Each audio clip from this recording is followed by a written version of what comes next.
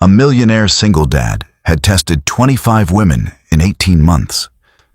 25 dates where he pretended his card declined, where he wore clothes from Goodwill, where he drove a car that barely started.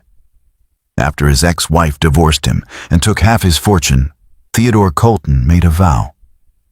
He would never again be loved for his money.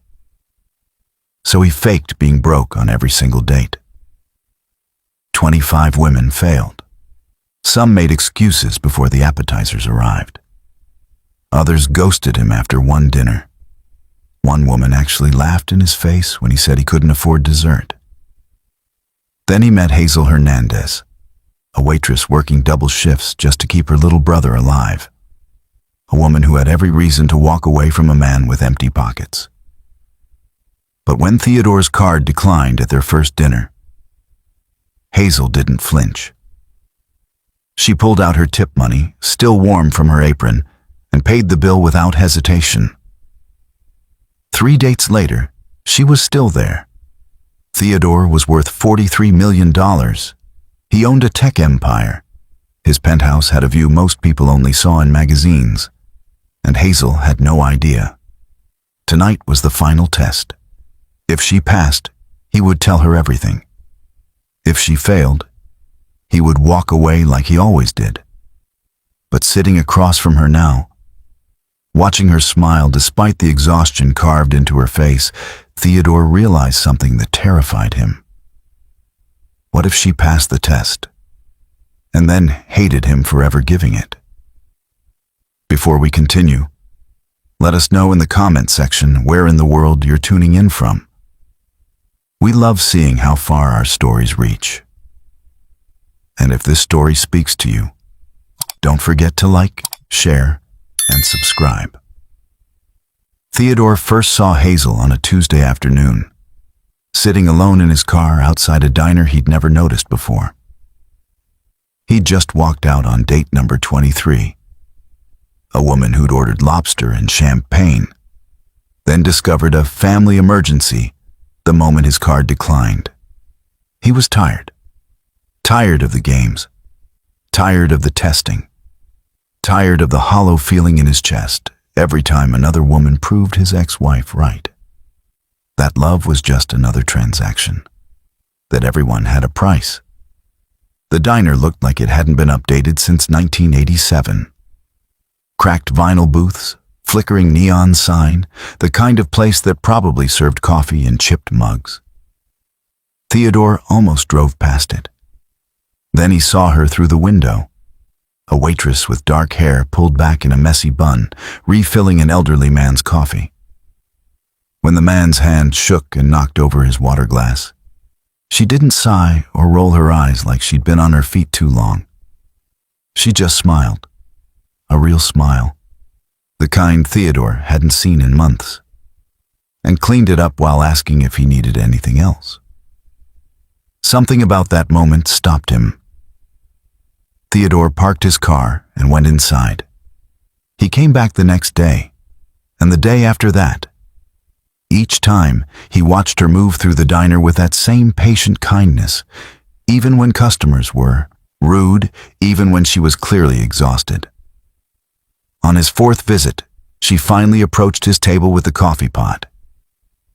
"You keep ordering black coffee and sitting here for 2 hours," Hazel said, a hint of amusement in her tired eyes. "Either you really love our coffee, or you're working up the courage to say something." Theodore felt heat creep up his neck. "Is it that obvious?" "Little bit." She refilled his mug, even though it was still half full. "So, what is it? You selling something?" "Because I can't afford whatever it is." "No, Theodore laughed despite himself. "I wanted to ask if you'd maybe want to get coffee sometime. Somewhere that's not here. Though I understand if your answer is no, given that you probably see enough of coffee at work." Hazel studied him for a long moment, and Theodore wondered what she saw. He'd dressed down deliberately, a faded jacket he'd picked up at Goodwill, old jeans, scuffed sneakers. His usual watch, worth $47,000, sat in his nightstand at home. The wedding ring he'd finally stopped wearing sat in a drawer next to it. "I work 70 hours a week between here and the grocery store," Hazel said carefully. "I've got a 15-year-old brother who needs me. I don't really have time for dating." "Just coffee then," Theodore said. 30 minutes. You pick when and where." She bit her lip, considering. Theodore noticed the dark circles under her eyes, the way her uniform was faded from too many washes, the small band-aid on her thumb from what was probably a kitchen burn. "Okay," she said finally. "Thursday afternoon. There's a park 2 blocks from here. Bring your own coffee, though. I'm off the clock." Thursday afternoon. Theodore sat on a park bench with 2 gas station coffees and no idea what he was doing. This wasn't supposed to be real. This was supposed to be another test, another way to prove what he already knew about people. But when Hazel showed up in jeans and a sweater that had been mended at the elbow, hair down around her shoulders for the first time, something in Theodore's carefully constructed plan started to crack. "Sorry I'm late," she said, slightly breathless. "Carlos had physical therapy and it ran over." "Carlos?" "My brother." Hazel took the coffee he offered and sat down, leaving a careful distance between them. "He's got a degenerative muscle condition. Some days are better than others." She said it matter-of-factly, like she was commenting on the weather. No plea for sympathy, no heavy sigh, no invitation for him to ask probing questions. Just a fact of her life. "That must be hard," Theodore said quietly. Hazel shrugged.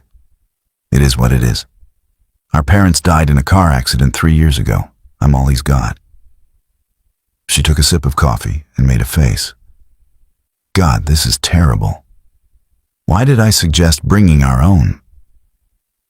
Theodore laughed, surprised by her ability to shift the mood.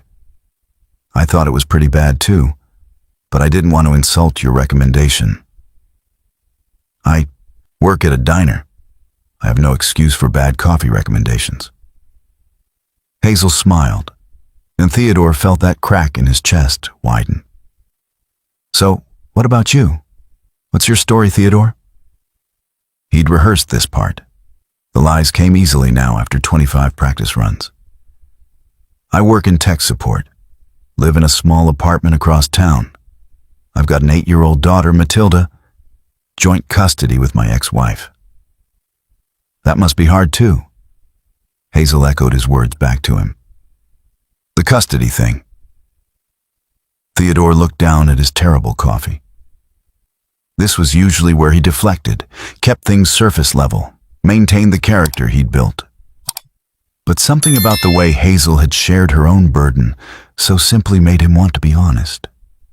Or as honest as he could be, while still lying about everything that mattered. "My ex-wife remarried," he said. "Someone with more money, more status, more of whatever it was I wasn't giving her. The divorce taught me that people leave when things get hard, or when someone better comes along." Hazel was quiet for a moment. "I'm sorry that happened to you." "It's fine. It was 2 years ago." "That doesn't mean it doesn't still hurt." Theodore looked up, startled by the simple truth of that statement. How many people had told him to move on, get over it, that he was better off without her? How many times had he pretended the betrayal didn't still wake him up some nights? "No," he admitted. "I guess it doesn't." They sat in comfortable silence, drinking terrible coffee and watching kids play on the swing set across the path. Theodore couldn't remember the last time silence felt comfortable instead of awkward. "So, what made you ask me out?" Hazel asked suddenly. "I'm not fishing for compliments. I'm genuinely curious. You don't seem like the kind of guy who usually hangs around diners." Theodore chose his words carefully. "I watched you help that old man when he spilled his water. You were kind to him. Really kind. Not just customer service kind. I don't see that very often. Hazel looked embarrassed. That's just being a decent human. You'd be surprised how rare that is. She met his eyes then, and Theodore saw something in them he hadn't expected. Recognition. Like she understood exactly what he meant. Like she'd been disappointed by people too. Yeah, Hazel said softly. I guess I wouldn't be that surprised. Their 30 minutes turned into an hour, then 2.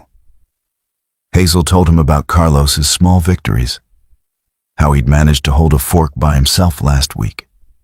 How his physical therapist thought the new medication might be helping. Theodore told her about Matilda's obsession with astronomy. How she made him lie on the living room floor and point out constellations on the glow-in-the-dark stars she'd stuck to the ceiling. He didn't tell her the ceiling was 14 feet high in a penthouse worth $8 million. He didn't tell her Matilda's school cost $60,000 a year.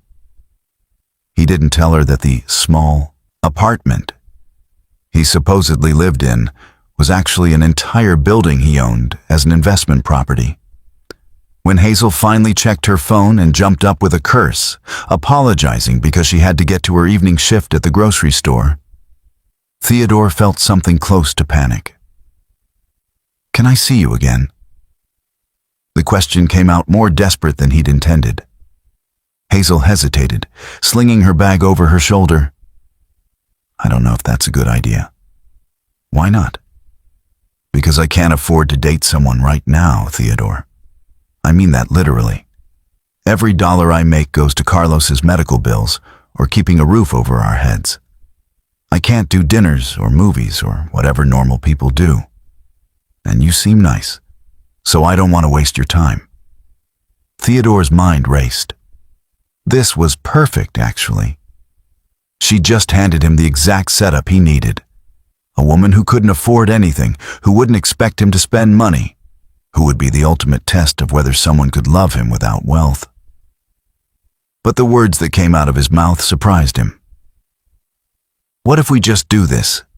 Parks, bad coffee, talking. I'm not exactly rolling in money either. Hazel studied his face, searching for something. Theodore held his breath. Okay, she said finally. Yeah, let's do this again.